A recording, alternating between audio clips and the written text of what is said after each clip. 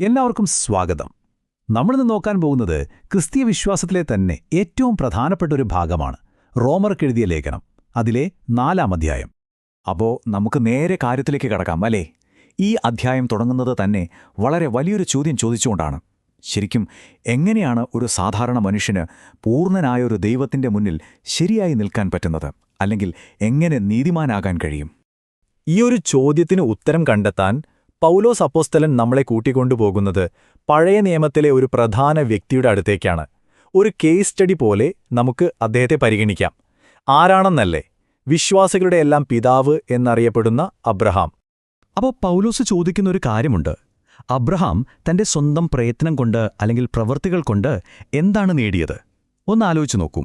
താൻ ചെയ്ത കാര്യങ്ങൾ കൊണ്ടാണ് അബ്രഹാം ദൈവത്തിനു മുന്നിൽ നീതിമാനായതെങ്കിൽ അദ്ദേഹത്തിന് അതിൽ കുറച്ച് അഹങ്കരിക്കാമായിരുന്നു, അല്ലേ? ഞാൻ എന്റെ പ്രവൃത്തി കൊണ്ടാണിത് നേടിയത് എന്ന് പറയാം. പക്ഷെ ദൈവത്തിനു മുന്നിൽ അങ്ങനെ പറയാൻ പറ്റുമോ? ഇല്ല.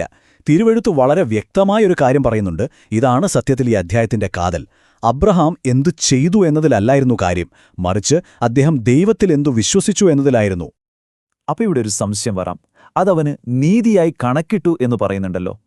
എന്താണ് ഈ കണക്കിട്ടു എന്ന വാക്കിന്റെ അർത്ഥം? കേൾക്കുമ്പോൾ എന്തോ ഒരു ബാങ്ക് അക്കൗണ്ടിൽ പൈസ ക്രെഡിറ്റ് ചെയ്യുന്നത് പോലെയുണ്ടല്ലോ. അതെ, ആ ഒരു ചിന്ത വളരെ നല്ലതാണ്. കാരണം പൗലോസ് ഇവിടെ അതുപോലൊരു താരതമ്യം നടത്തുന്നുണ്ട്. നോക്കൂ, ജോലി ചെയ്യുന്ന ആൾക്ക് കിട്ടുന്നത് ശമ്പളമാണ്. അതയാൾക്ക് അവകാശപ്പെട്ടതാണ്, ഒരു കടം വീട്ടുന്നതുപോലെ.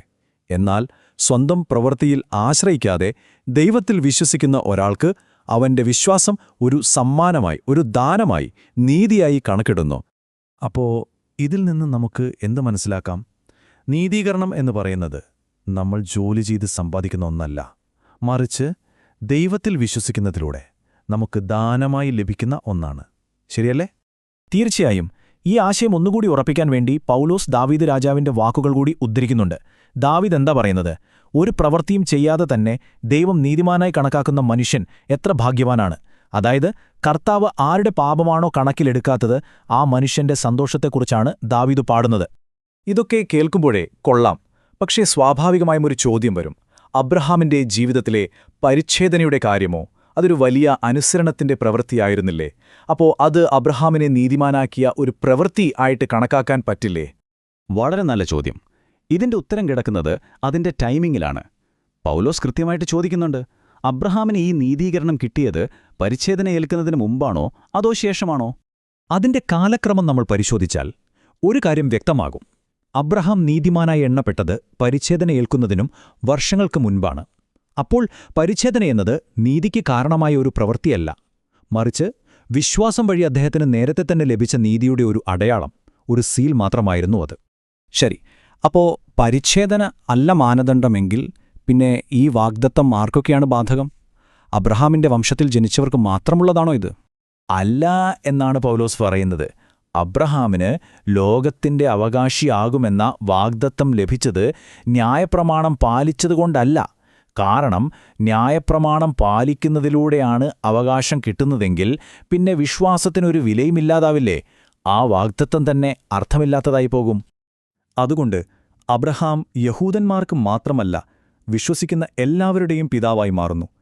ഇത് ആ വാഗ്ദത്തം ഏതെങ്കിലും ഒരു പ്രത്യേക വിഭാഗത്തിന് മാത്രമുള്ളതല്ല എന്നുറപ്പാക്കുന്നു.